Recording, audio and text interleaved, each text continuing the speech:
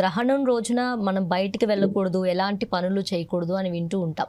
So, ఆఫీసుల్లో ఉండేవాళ్ళు ఎలాంటి నియమాలు పాటించాలి? మా ఆఫీస్ అంటే కొన్ని విషయాల్లో మాట్లాడాలంటే వారికి విధితత్వాలు ఉంటాయి కాబట్టి నిత్య కార్యకృతువులను ఆచరించవచ్చు. అవి ఆచరించకూడదు అనేటువంటిది ఇక్కడ ధర్మం లేదు. మామూలుగా చెప్పింది ఏంటి? పనులు ఎవరు చేయకూడదు? గర్భిణీ స్త్రీలు ఆచరించకూడదు. రెండవది ఎవరు? వృద్ధులు.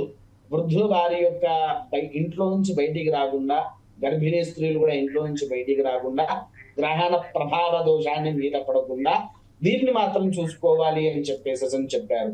కానీ మిగిలిన వారు యథావిధిగా మీకు ఉండేటువంటి నిత్య కాల కృత్యాలు కావచ్చు, నిత్య కర్మలను కావచ్చు, నిత్య వేష్టులను కావచ్చు, ఖచ్చితంగా ఆచరించవచ్చు. కానీ అంతేగాని మొత్తానికి పని మానేసుకొని ఇంట్లో కూర్చోమనైతే మన ధర్మం చెప్పలేదు.